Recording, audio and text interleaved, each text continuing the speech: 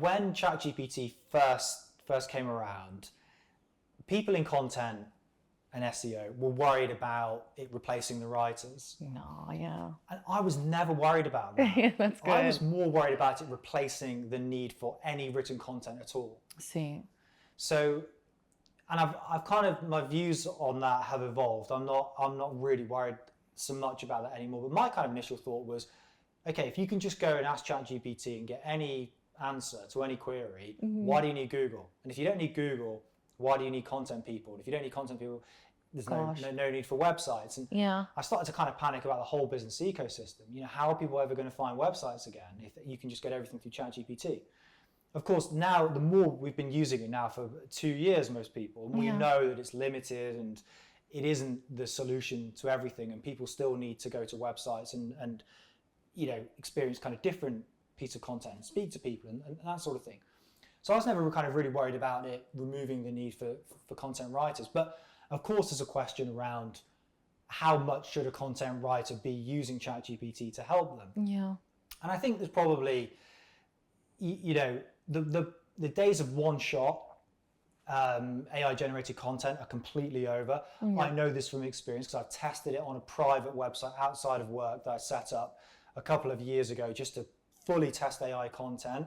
Very minimal human intervention in editing. I just wanted to see, okay, what can ChatGPT do? In fact, I'd use one LLM to produce the content and another one to edit it. Oh, wow. So it was almost completely that's so AI drenched. Automated, yeah. And it was reviewing gardening products. And for a while, it was doing quite well. Yeah. And then in the March 2024 core update, a key element of that you did share this with us as well. Yeah, I remember. It went to zero overnight. So, you know, Google did a lot of manual actions on websites, and they also made changes to the algorithm to kind of deprioritize the type of thing I was doing. Yeah. Now, that's not to say, and this is a really, really important point, Google doesn't dislike AI content just because it's AI. Google does not have an issue with how you create the content. The reason AI content is not a good long-term solution is because it goes back to what we were talking about. It doesn't have the experience or the authority or the expertise. So you can't say to ChatGPT or Claude, write me an article on what is a product manager. It doesn't have the experience to produce anything over and above. It'll be just completely generic and exactly. And why should Google want to rank that? And why should a reader want to read that? For sure. The reader wants something unique that adds value, that shows experience. Otherwise, you wouldn't be reading it. So the challenge then for content creators is we know we want to use AI. We know the power it has to automate and to help us, but we know the kind of one-shot stuff doesn't work. So my kind of rules for it are, if you can give it something unique to work with, amazing. So if you've got a data set of first-party data, a survey, customer behavior, whatever it is, and you can use that with AI to generate some really cool insights, and you can write an article around that, that's great, because at the end of the day, I don't care that AI wrote it. What I care about is, does it add value to the customer? Yeah. And if you're giving it a unique data set to work with, it's absolutely capable of doing that. What it can't do is add value off its own back, because ultimately, what's stopping the user just going straight to ChatGPT and asking it the question? Why does it even need to go through you as a kind of middleman? Yeah. You know, if you're just using ChatGPT to create the content. So that's really kind of where we're at. You've got to be giving it something to work with. And if you're doing that and it's adding value that way, I think it's, you know, absolutely something content creators should be using. But on its own, no, it's still worth, even if you're a small business owner and you know you need to create content, it can be very tempting just to have ChatGPT do it all.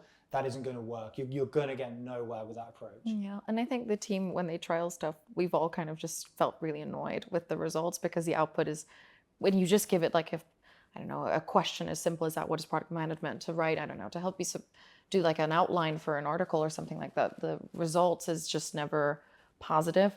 And if you have to like intervene as often as you often do with GPT, like it just defeats the purpose entirely. You're actually working harder by trying to make it work in ways that it just simply can't, because it doesn't have that experience. It doesn't have the expertise. And yeah, an extension of your point is you set the foundation. It should never be the other way around. because I don't think that's going to inspire the most creative work either. But I don't know. Yeah, absolutely. I mean, another great use case is after this conversation, we could get the transcript, give it to ChatGPT and ask it to turn it into an article. Yeah. And you know, therein kind of lies, I think, the right balance, which is you're getting it to do some of the heavy lifting, Yeah. but you're not asking it to produce the original value, which we know it's incapable of doing. So Agreed.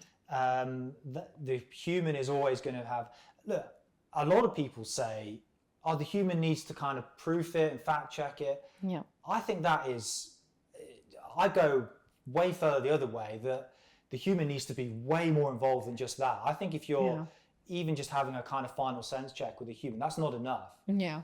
It's got to be human-led, AI-assisted. That's got to be the right balance. It cannot be AI-led, human-assisted. Yeah. Ooh, that's a good take. I imagine a lot of people would be like, no, but like automation is so cool. Yeah, but I think, you know, people will say that and people will try and get away with it, and they will get away with it for a while. My gardening review website got away with it for about 6 months, and we were doing... You just picked a random subject and were like, gardening sounds like a good topic to kind of... And it's fairly easy. It's, you know, to get on the Amazon affiliate programs, a lot of products, you can easily, you know, it just seemed like a fairly easy thing. How long have you been doing that for? Well, Well, prior to... did it for maybe eight months, something like that. And Okay. it was doing fairly well. But, and this is the problem, everyone will run into, if you're using AI, you will run into this, you'll run out of road, and Google will find you. And That sounds terrifying. They will find you though. They will, and you know, in the worst case, they'll completely de-index your entire website because it's viewed as unhelpful content. You'll have that classifier, and you're in jail then, and it's very, very difficult to get out. Oh yeah, it seems there's a few jails out there now. LinkedIn jail, all that stuff. Absolutely. Just do better. Write stuff that's actually true and useful. Thanks for sticking with us till the end. So, what did you think? If you found this video useful, why not give us a like? Don't forget to subscribe to our channel for more content like this. See you next time.